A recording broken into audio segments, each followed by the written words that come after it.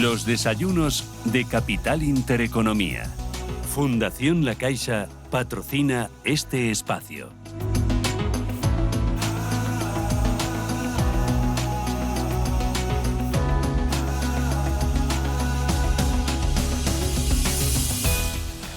Once y 8 minutos de la mañana, esto es Radio Intereconomía, Capital Intereconomía, y en este segundo café de la mañana, en estos desayunos Capital, tengo la oportunidad de tener aquí a mi lado pues a un buen amigo y a un economista al que admiro mucho y al que leo y sigo, que es Daniel Lacalle. Daniel, ¿qué tal? Buenos días. Muchísimas gracias, lo mismo digo, además.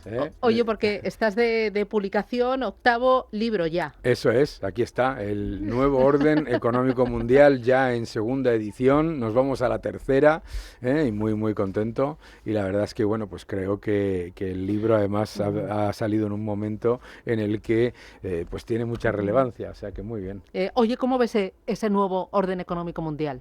Bueno, como lo veo con esperanza, porque gracias a Dios está siendo demolido por el avance de la libertad en Argentina, el avance de la libertad en Italia, en Estados Unidos, etcétera, etcétera, pero con preocupación y sobre todo para explicarle a la gente que hay que ser hay que estar muy alerta, porque hay unas fuerzas muy importantes que tienen un interés en que esto que yo explico, que es el estado depredador, se convierta en la norma, ¿no? El estado depredador que nos permite avanzar y nos está devorando buena parte de nuestro trabajo. El otro día mi hija me decía, ¿pero tú pagas por trabajar? Claro. Digo, claro que pago por trabajar, yo y todos los españoles, y cada vez más. Claro. Estamos en un estado totalmente confiscatorio y va todavía más. Confiscatorio. O sea, no hay fin.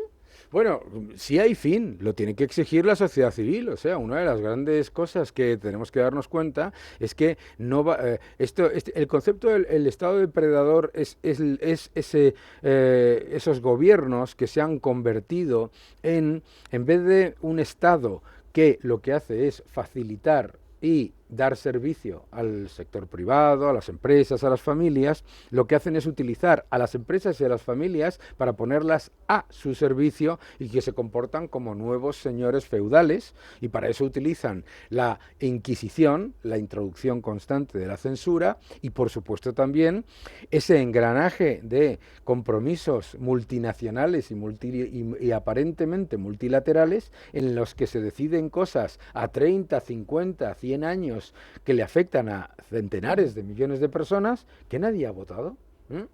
Y cuyo objetivo es perpetuar a una élite política que ha dejado de servir a los ciudadanos para servirse a sí misma, ¿no? El otro día un buen amigo mío me decía, Mariano Guindal, me comentaba, al final los impuestos y Hacienda van a recaer sobre la clase media. Siempre. Porque aspiramos a vivir un poquito mejor y vamos a seguir trabajando, y tememos vivir un poquito peor y vamos a seguir trabajando. Claro. Pero llegará un momento que nos van a destruir.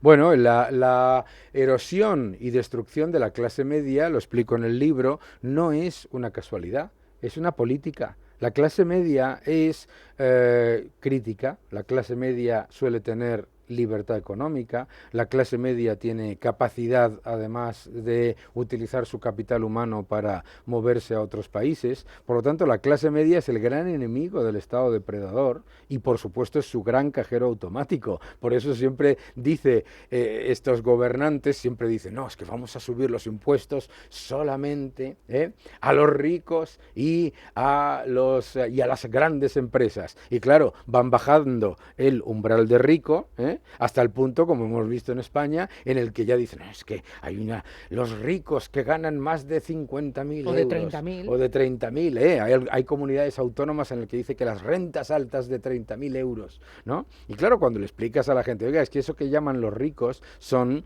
su médico, el arquitecto, profesionales independientes. Claro, por otro lado, nunca he entendido ese concepto de solamente le vamos a subir los impuestos a los ricos. Algo que es injusto, le recaiga a una persona que tiene 10 o le recaiga a una persona que tiene 1. Pero sobre todo, el estado depredador utiliza, y el ejemplo es muy evidente en España, utiliza la inflación para introducir el mayor impuesto para los pobres, la inflación, el impuesto de los pobres, y además le ha subido los impuestos a la clase media, a la que decía que no le iba a subir los impuestos. Por supuesto, siempre es una mentira. Todo esto, además, lo explica Goethe en el Fausto hace muchísimo tiempo. Lo que pasa es que la gente no lo ha leído, pero hay que leerlo porque ahí te explica el incentivo perverso que tiene el Estado de hacerte pobre. ¿Por qué quieren los gobernantes que los ciudadanos sean más pobres? Y la razón por la que los gobernantes intervencionistas quieren ciudadanos más pobres es porque son clientes rehenes dependientes. Hablabas de libertad económica. ¿Con Trump hay más libertad económica o la va a haber en el mundo? Con Trump hay más libertad de expresión, primero, importantísimo, porque parece aquí no lo estamos sufriendo de la misma manera, pero lo que ha ocurrido en Estados Unidos en los últimos 4 años no tiene parangón. No tiene parangón. La introducción constante de la censura, del veto, de la cancelación, consecuencias profesionales por dar tu opinión, ¿no? Yo lo he vivido con amigos a los que se han encontrado pues en situaciones muy difíciles por dar su opinión personal, la que le dé la gana, ¿no? Entonces, hay más libertad de expresión, hay más libertad económica, sobre todo si se pasa este programa económico que se ha anunciado, que significa la mayor eliminación de trabas regulatorias, una fuerte bajada de impuestos y una gran mejora del sector privado. Lo que dice Scott Bessent, el secretario de Estado del Tesoro, que es recuperar la economía para el sector privado, que es el que crea riqueza. ¿Trump tiene un buen equipo económico? No, tiene el mejor, vamos. Cualquiera de las personas que están ahora mismo analizando lo que está ocurriendo en Estados Unidos debería mirar a Scott Bessent, que es no solamente un gran historiador económico, sino que además es un gestor de fondos, por lo tanto entiende perfectamente el mercado. Tienes a gente estupenda, desde Larry Kudlow hasta Hassett, un montón de un equipo, vamos, que ya le gustaría a la suma de todos los países de Europa juntos. ¿Cómo ves el enfrentamiento entre Trump y Elon Musk? A mí me parece una maravilla. Yo estoy acostumbrado a vivir en países anglosajones en los que en vez de, ay, por favor, qué miedo tengo de decir algo, no me vaya a pasar algo, un empresario dice lo que le da la gana, cómo le da la gana y cuando le da la gana. Aquí ni de lejos. Aquí nunca. Aquí en la autocensura que comento yo del Estado depredador es la norma. Pero me parece maravilloso, a mí me parece maravilloso que Elon Musk discrepe de la manera que le parezca bien, igual que lo vi con Steve Wynn o con Rex Tillerson en la administración de Obama. Yo recuerdo el shock que me llevé al escuchar a Steve Wynn decir que la administración de Obama era lo peor que le había pasado a Estados Unidos en la historia y que jamás iba a invertir con esa administración. Y digo, ¡hala! Este señor se está significando. ¡Qué maravilla! Pues muy bien, me parece muy bien. Ahora, obviamente, inmediatamente en España ya se ha creado la narrativa. ¿Cuál es la narrativa? Narrativa número 1. Los liberales y la derecha no pueden llegar a acuerdos. Falso. Eso no tiene nada que ver con liberales y derecha. Eso tiene que ver con dos egos que tienen que ser, que son para mirarlos, ¿sabes? Que son para o sea, que sobrepasan este edificio, ¿verdad? Y me parece estupendo. Me parece estupendo porque además es la manera en la que se conforma una sociedad civil potente, que haya un empresario o dos o los que les dé la gana, porque hay centenares, miles de hecho, que discrepan o que están a favor, con toda la libertad, ¿no? En ese nuevo orden económico mundial, ¿qué papel está jugando y va a jugar Argentina? No, Argentina es absolutamente clave, porque el fenómeno Milei es un fenómeno global. El fenómeno Milei es la demostración de que se tiene no solo éxito, sino un éxito espectacular defendiendo las ideas y las políticas de la libertad sin compromiso. Es la demostración de que eso que llaman el gradualismo es una falacia que no funciona jamás. Y es la demostración además de que hay que dar la batalla cultural y a mí me parece es una cosa increíble, porque yo que soy amigo del presidente Milei, desde antes de que fuera presidente, es increíble ir a cualquier país, y que la gente te diga, ¡ah! Tú eres amigo de Milei, tú conoces a Milei. Y la fascinación ante una persona que primero tiene un conocimiento económico sin parangón entre los políticos de su región y desde luego también de Europa. Y que tiene valentía y convicción. Y que sobre todo lo que no hace es comprometer sus ideas porque no está equivocado y por lo tanto no tienes por qué llegar a ningún tipo de consenso con el que defiende el robo, el expolio y la mentira. Bukele. A mí Bukele me parece una persona, primero, yo que he ido 4 veces en mi vida a El Salvador, ¿de acuerdo? A mí me hace mucha gracia cuando la gente dice, hay que ver, es que hay que seguir unas normas, porque no sé qué. Vamos a ver, por favor. Yo he ido 4 veces a El Salvador y el mayor riesgo que tenías era que si para las personas de bien era salir a la calle y que te mataran, no que te robasen, que también, sino que te mataran. Yo he estado en San Salvador con más guardaespaldas que Michael Jackson, ¿sabes? Esto es una cosa tremenda. Yo me acuerdo de la época de Cristiani que aquello era una batalla campal diaria. Entonces, la crítica desde la comodidad y desde este paternalismo de Europa a lo que está haciendo Bukele no tiene ningún sentido. Número 1, ha pasado de ser el país más inseguro de todo el mundo a ser el país más seguro de la región. Número 2, la economía está creciendo, la inversión está mejorando. Y número 3, está llevando a cabo políticas que son buenas para los ciudadanos de bien de El Salvador. Si lo que la gente que nos está escuchando quiere hacer es defender los derechos de un señor que lleva tatuados el número de personas que ha matado, pues enhorabuena, que se dediquen a ello y que se diviertan, pero desde luego esa persona no tiene derechos cuando está violando los derechos de cualquier persona de bien. Enseguida te pregunto por política nacional, pero antes, ¿cómo has visto este fin de semana la entrada de Estados Unidos en el conflicto Irán-Israel? Bueno, me ha parecido una jugada maestra, que lo que ha hecho ha sido que el conflicto se ha acabado ayer, se ha acabado completamente.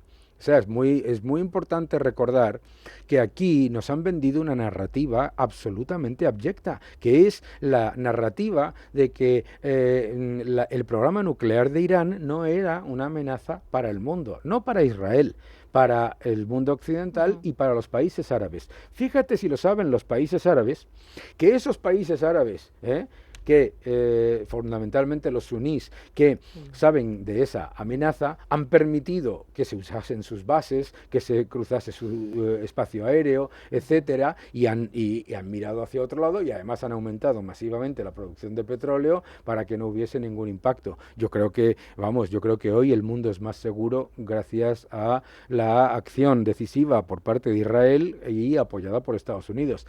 Y perdona que me extienda, pero me parece tan profundamente hipócrita por parte de la gente decir que es que Donald Trump ha tomado esa acción sin acudir al Congreso, cuando Biden y Obama hicieron exactamente lo mismo en conflictos que encima lo que hicieron fueron perpetuarlo, porque esta es la otra, él lo ha terminado, ellos lo perpetuaron. China, ¿inesperado aliado de Europa?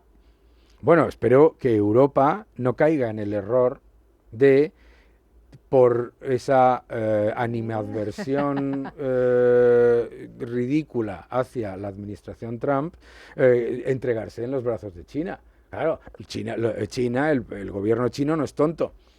El gobierno chino ve Europa y dice, esta gente prefiere dispararse en el pie antes que reconocer sus debilidades. Fíjate que la Unión Europea tiene el acuerdo comercial con Estados Unidos más fácil de todos, porque lo único que tendría que hacer la Unión Europea es aplicar lo que viene en el diagnóstico del plan Draghi. Fíjate qué curioso.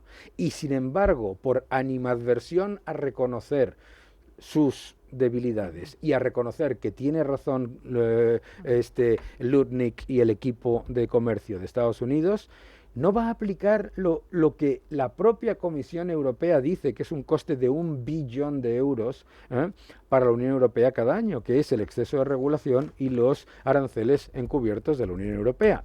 Por lo tanto, Yo espero que la Unión Europea se dé cuenta de que comerciar, obviamente, y llevar a cabo transacciones con China es absolutamente legítimo, pero que caer en el error de ponerse en manos de China lleva a que China obviamente se encontraría con el auténtico lujo de que le regalasen ya la Unión Europea le ha regalado el futuro del automóvil, esto solamente lo puede conseguir un burócrata europeo, ya se lo ha regalado a China, que le regale el tejido empresarial de Europa.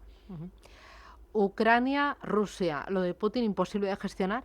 Es que no se puede solucionar, no se puede llegar al final de una guerra en la que los dos, Ucrania y Rusia, piensan que están ganando.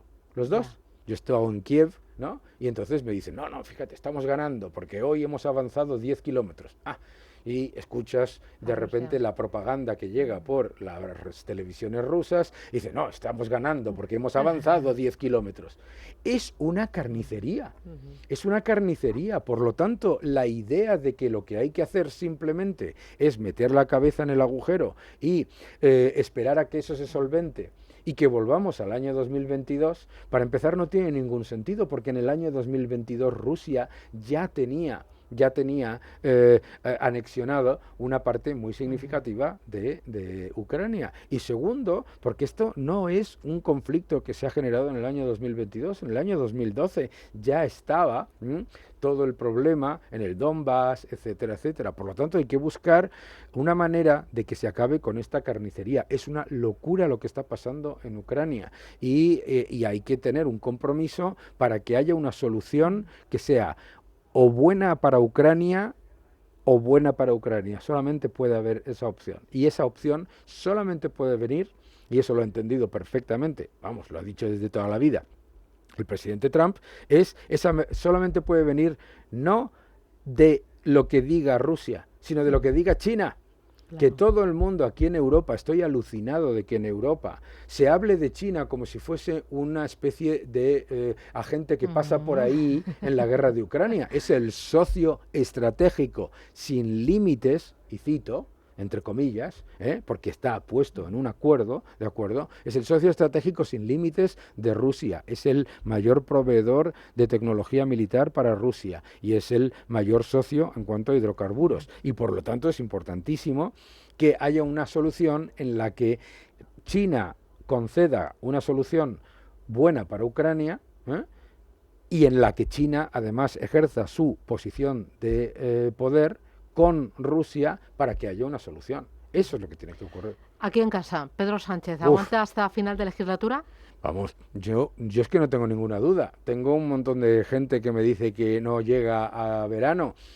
No sé por qué, pero vamos, me alegraría si no llegase a verano, porque a mí me parece muy triste. Pero no poner la mano en el fuego. No pongo la mano en el fuego. Es que Pedro Sánchez, que es una persona que yo puedo discrepar en el 100% casi de lo que dice, creo que en el 101%, pero yo puedo discrepar con él, pero lo que no lo considero es tonto, ¿no? Porque no lo es. Es una persona muy inteligente y sabe que ha tejido un engranaje en el que tiene un control económico sobre sus socios de coalición, en el que sabe que tiene a un partido que está completamente entregado a él como persona, es un partido completamente personalista, no es el PSOE que existía antes, y que además sabe que en el momento que salga de la Moncloa hay, creo que son ya 14 causas diferentes en las que le van a imputar. De momento, que puede que mañana sean 15. Creo que son 14, no lo sé.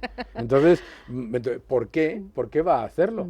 Si además Pedro Sánchez correctamente ve que la oposición está fiándolo todo a la acción judicial y a la acción de la prensa independiente y por lo tanto no ve una amenaza por el lado de la oposición tampoco. Ayuso, una crack. Ayuso está haciendo lo que tiene que hacer un dirigente de centro derecha, que es dar la batalla cultural todos los días. Ayuso está haciendo una labor increíble. Es valiente, no se muerde la lengua. Es que eso de morderse la lengua, que se muerdan la lengua los otros, ¿sabes? ¿Por qué tiene que callarse o por qué nos tenemos que callar los que defendemos la libertad? Y se la quiere fuera de Madrid también. mucho. Hombre, claro que se la quiere fuera de Madrid. ¿Cómo que se la quiere fuera de Madrid? Que vas a México y esto me ha pasado a mí, que también como la conozco y soy amigo, pues me dicen, que usted conoce a Isabel Díaz. Lo que necesitamos en México es una Isabel Díaz Ayuso. Lo que necesitamos en Chile, me dijeron, en Chile. No necesitas una Isabel Díaz Ayuso, lo que necesitamos es darnos cuenta de que eso de que te tienes que callar y que tienes que bajar la cabeza y que tienes que aguantar la bota en el cuello del socialismo, eso es algo que obviamente difunde el socialismo, pero me da exactamente igual. 2 cositas más. Escribá en el Banco de España. Bueno, pues lo que nos faltaba ya. Lo que nos faltaba ya, o sea, era no politizar el Banco de España, ¿sabes? Sino politizarlo muchísimo más. Pero si es que, por favor, o sea, que han convertido el informe anual del Banco de España en un infomercial que si lo ves en una empresa cotizada dices, os habéis venido arriba en la publicidad, ¿sabes? Oye, y luego la OPA BBVA Sabadell tiene que salir, o sea, desde el principio los accionistas deberían de tener libertad para decidir. Llevamos 13 meses ahí el gobierno enredando y poniendo piedras en el camino. Ahora puede que ponga condiciones en tema de oficinas, en tema de pymes. O sea, ¿cómo calificarías la actuación del gobierno en esta operación? Pero es que esta es la evidencia del Estado depredador, esta es la evidencia de un gobierno cuya injerencia en la actividad de las empresas privadas llega a niveles de paroxismo y que encima resulta que hay una parte no desdeñable del poder económico que le parece estupendo. No, tenemos que darnos cuenta de que la OPA de BBVA Sabadell se tiene que defender por parte del BBVA y se tiene que atacar por parte del Sabadell hacia los accionistas, explicando a los accionistas por qué es buena o por qué para Sabadell es mala, explicando cuáles son las estrategias y, sobre todo y lo más importante, explicando de verdad cuáles son las sinergias y cuáles son las estrategias con respecto al crédito y ya está. Y este señor ha montado una encuesta de estas tipo Eurovisión. Una vergüenza, que el otro día entré y había votado el Pato Lucas y Milton Friedman. Una cosa tremenda, por Dios. O sea, esto nos lo cuentan y decimos, no puede ser. Y al final la realidad supera la ficción. La realidad supera la ficción. La realidad supera la ficción. Pero la realidad supera la ficción simplemente por una cosa. Mira, lo permitimos. Porque lo permitimos. Que hay que dejar de mirar hacia abajo y pensar que esto va a pasar como otras fatalidades, ¿no? Como la reunión de ABA, todo esto, bueno, pues nada, pero no, esto o das la batalla. O sea, las empresas tienen que dar cuenta que tienen que dar la batalla y que no hay una ventaja para las empresas dándole más poder intervencionista al gobierno, sino todo lo contrario. Y espero que esa OPA la decidan los accionistas, no los de la encuesta esta ridícula que es ni el gobierno. Daniel Lacalle, el nuevo orden económico mundial. Oye, enhorabuena por esta 8ª criatura, por esta 3ª edición. Sí, gracias. En mi casa tengo yo, mi hija y mi hijo. Los muchas 3. Gracias. Hombre, claro. Es lectura obligada y es más gracias. fácil. O sea, se lee igual que lo cuentas. Muchas gracias. Fácil, se ve y se siente. Oye, muchísimas gracias. Muchísimas Esta es tu gracias casa, a ti. lo Gracias, sabes. hombre. Es Pues un nada. gusto siempre estar aquí. Un placer. Un placer Cuídate para mucho. mí. Gracias. Adiós. Fundación La Caixa ha patrocinado este espacio.